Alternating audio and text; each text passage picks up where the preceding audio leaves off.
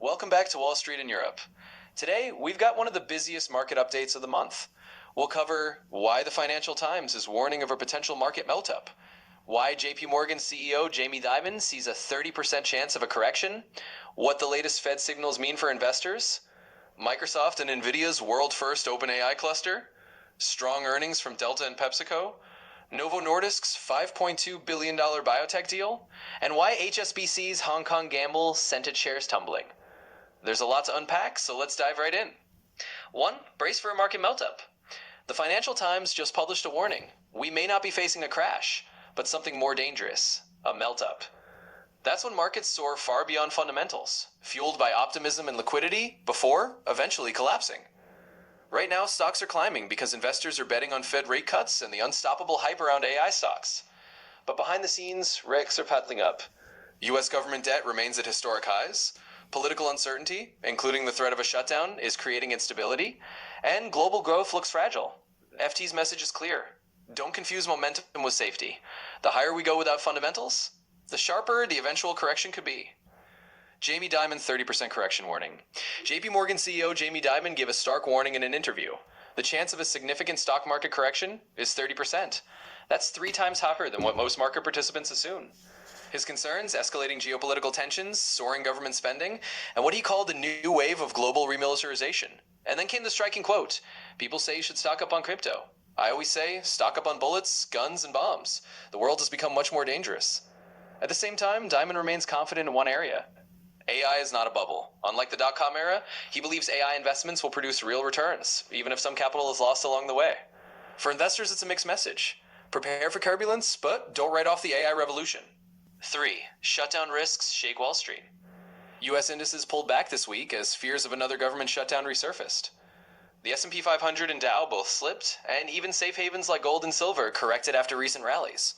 Why? Because a shutdown could delay the release of critical inflation data, leaving the Fed without the numbers it needs to make policy decisions.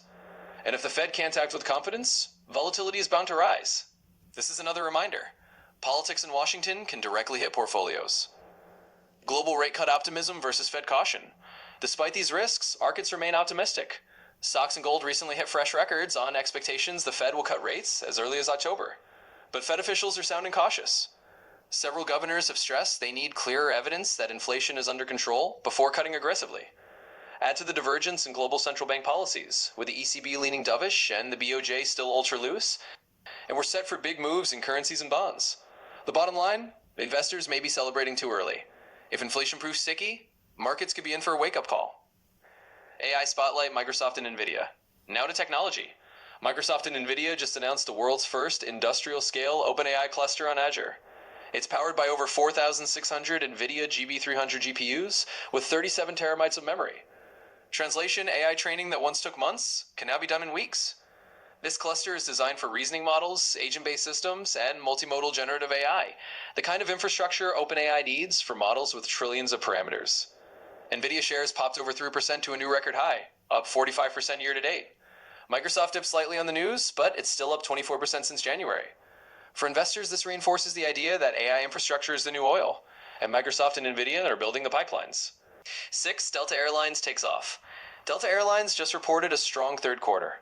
They posted earnings per share of $1.71, beating expectations of $1.52, and revenue of $15.2 billion, slightly above the $15.1 billion forecast.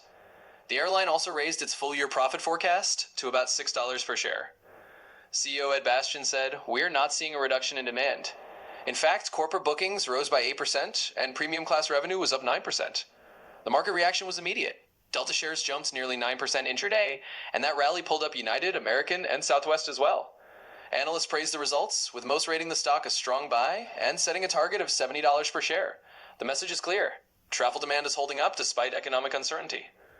PepsiCo acting with urgency. PepsiCo also delivered an earnings beat, with earnings per share of $2.29 versus the expected $2.26, and revenues of $23.9 billion versus $23.8 billion forecast.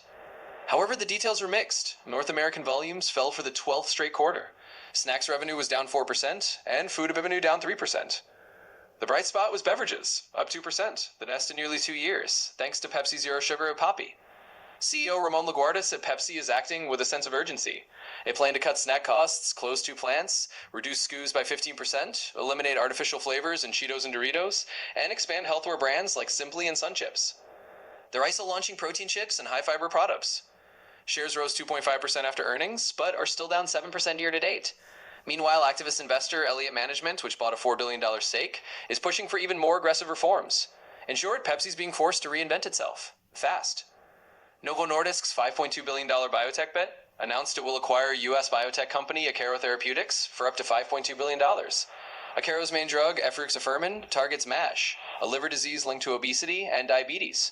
The market reaction was notable. Akero shares soared 19%, while Novo Nordisk dipped slightly on concerns about costs. Strategically, this positions Novo not just in the weight loss market, but in the broader obesity-related healthcare space. It's a sign of Big Pharma's new playbook. Instead of waiting a decade for in-house R&D, they're buying promising biotechs to secure the next blockbuster drug. 9. HSBC's $13.6 billion Hong Kong gamble. HSBC announced it will spend $13.6 billion to fully acquire Hang Seng Bank in Hong Kong. The bank calls this a strategic bet on Hong Kong as a bridge between East and West. However, markets weren't convinced. HSBC shares plunged 7%, their steepest drop in 9 years. Investors fear that the cost of the deal will hurt near-term returns and increase exposure to political and economic risks in the region. So, to recap today's market update, you've covered the Financial Times warning about a market melt-up, Jamie Dimon's prediction of a 30% correction, and the Fed's cautious stance despite market optimism.